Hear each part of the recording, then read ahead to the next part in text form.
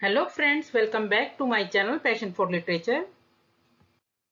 और आज इस वीडियो में हम बात करेंगे इडिपस एट कॉलोनस। आज इस प्ले की समरी, इस ट्रेजेडी की समरी आज जो हम इस वीडियो में करेंगे। इडिपस एट कॉलोनस जो है वन ऑफ द थीबियन प्लेज हैं जो कि राइट किए हैं एंशिएंट ग्रीक प्ले राइट सोफोक्लीज में। सोफोक्लीज की बेसिकली ट्रेजेडी है और 3 पार्ट्स हैं इसके।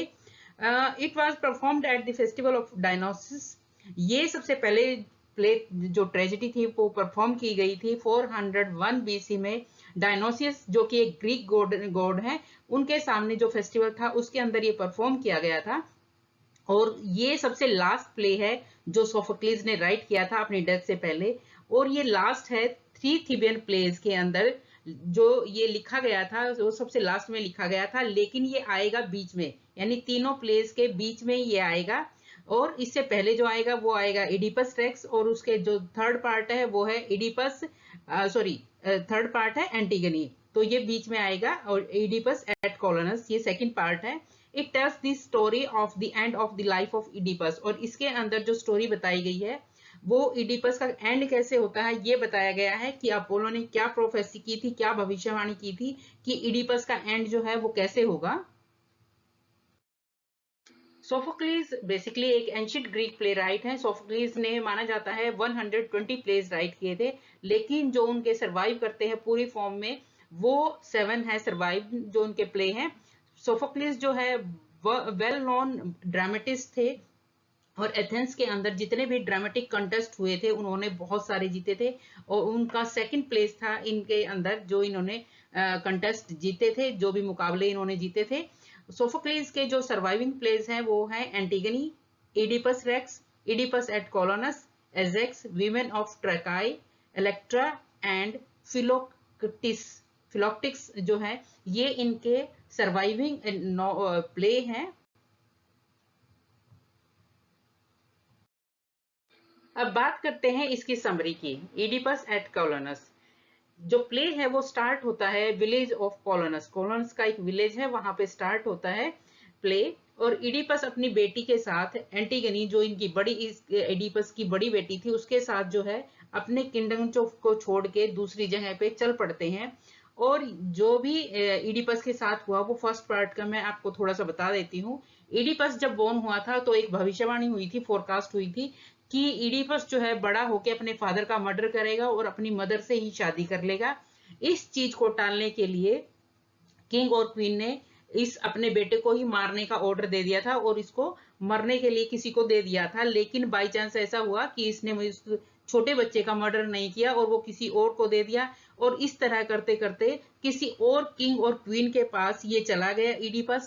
लेकिन जब इडिपस बड़ा हुआ तो उसको अपनी ये जो भविष्यवाणी थी इसका पता चला, तो इडिपस को लगा कि जिनके पास मैं रह रहा हूं वही रियल मेरे मदर फादर हैं। तो इसलिए इस फोरकास्ट को, इस भविष्यवाणी को टालने के लिए वो अपने घर से निकल गया। और उसके बाद जो इसके रियल फादर थे रास्ते में अपने रियल फादर का ही मर्डर कर देता है। और फाइनली जो क्वीन थी वो ऑटोमेटिकली, क्योंकि जो क्वीन को मर्डर करता है वही किंग बनता है और रानी जो है उसकी वाइफ बनती है।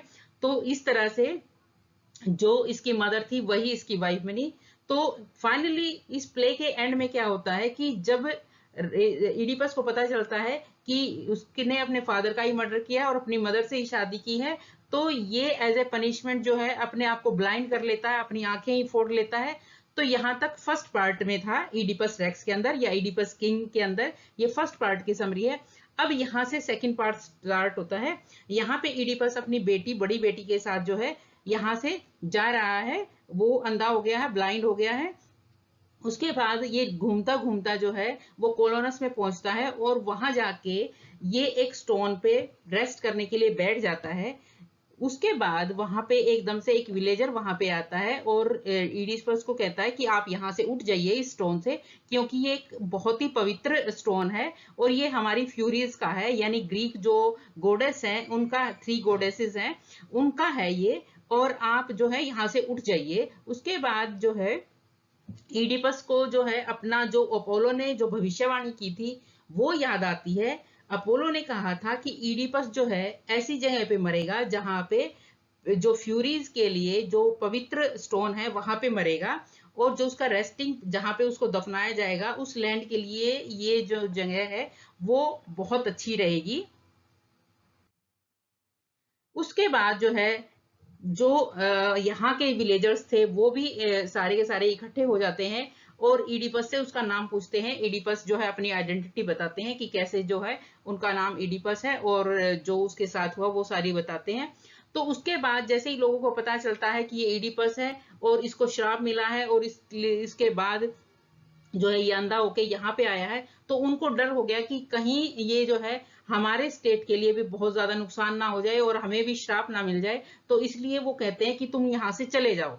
लेकिन इडिपस ये कहता है कि मुझे जो अपोलो ने कहा था वो ये कहा था कि मैं जिस जगह पे भी मेरी डेथ होगी मुझे बरी किया जाएगा, मुझे दफनाया जाएगा, वो जो है आगे चल के एथेंस के लिए जो है उनकी लड़ाई जो होगी वो जो भी लड़ाई लड़ेंगे वो जीत जाएंगे। तो ये बेसिकली मेरे लिए मुझे कहा गया था। तो उसके बाद वो कहते हैं कि मुझे राजा से बात करना है जो यहाँ के राजा है। थीसियस जो है यहाँ के राजा है, एथेंस के राजा है। तो लोग जाते हैं और एथेंस को बुला के लेके आते हैं। इसके बाद इडिपस की डॉटर इसमेन, इडिपस की छोटी बेटी वहां पे आती है। और यहाँ पे मैं बता देती हूँ कि इडिपस के 4 बच्चे हैं, 2 लड़के हैं 2 लड़कियां हैं। जो लड़कियां हैं सबसे बड़ी लड़की है एंटीगनी जो कि इडिपस के साथ आई है और उसकी छोटी बेटी है इसमेन। और इसके 2 लड़के हैं, एक है इटोक्लिस और दूसरा है पोलोनसियस। यहाँ पे आके इसमेन इडिपस की छोटी बेटी बताती है कि इटोक्लिस ने जो है वो थीबिस के क्राउन को सीज कर लिया है। उस पे क्राउन को उसने पहन लिया है और पोलोनेसियस जो है प्लान कर रहा है अपने भाई को हटाने की और सत्ता पे खुद बैठने की। यानी वो खुद किंग बन जाना चाहता है। यानी इस तरह से दोनों भाइयों की आपस में लड़ाई होनी शुरू होने वाली है।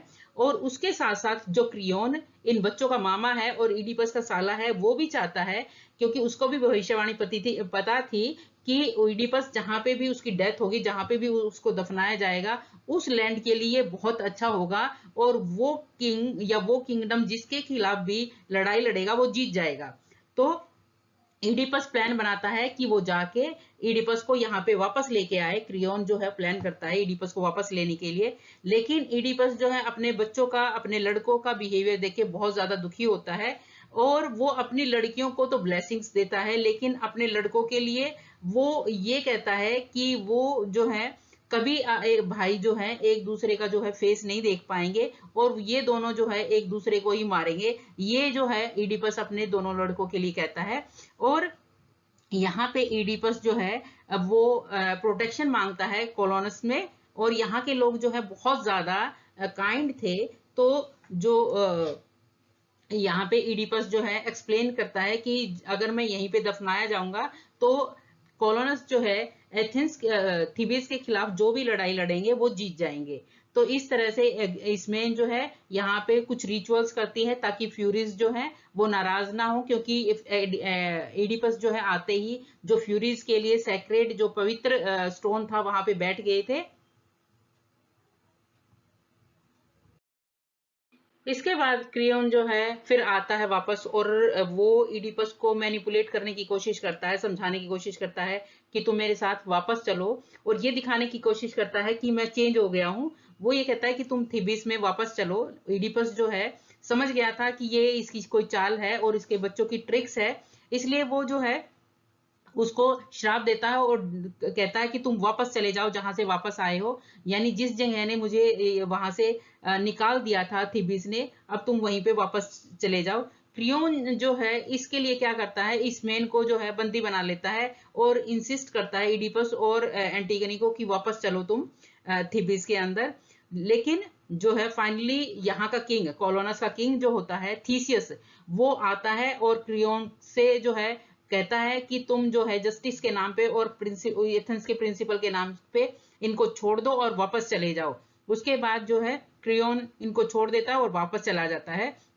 उसके बाद इडिपस का बेटा जो है पोलोनियस वो भी आता है और पोलोनियस ने ही अपने फादर को थीबिस से निकाल दिया था। यानी इन सब ने मिलकर अपने दोनों, इसके दोनों लड़के ने और इसके जो साला था क्रियोन जो था, इनका मामा बच्चों का, इन्होंने मिलके इडिपस को वहां से निकाल दिया था। तो इडिपस जो है वो पोलोनिसियस से भी बहुत ज्यादा नाराज था और वो बात करना नहीं चाहता। लेकिन जब एंटीगनी इसकी बेटी जो है इसको बोलती है कि एक बार सुन लो कि पोलोनिसियस क्या कहना चाहता है, तो पोलोनियस कहता है अपने फादर को कि मुझे माफ कर दो कि मैंने आपको वहां से निकाल दिया थी से। लेकिन ओडिपस जो है वो भविष्यवाणी कर देता है कि तुम जो है अपने भाई के हाथों से ही मारे जाओगे।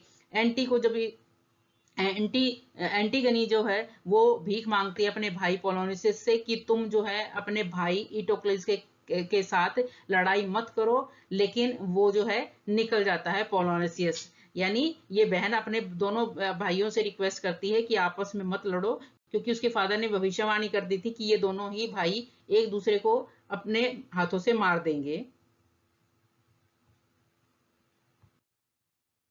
उसके बाद क्या होता है, एक जोर का तूफान आता है और सारी चीजें जो है खराब होने लगती हैं। इडिपस को पता लग जाता है कि एक साइन है, एक साइन दिखाई दे रहा है उसको कि उसकी डेथ जो है अब होने वाली है।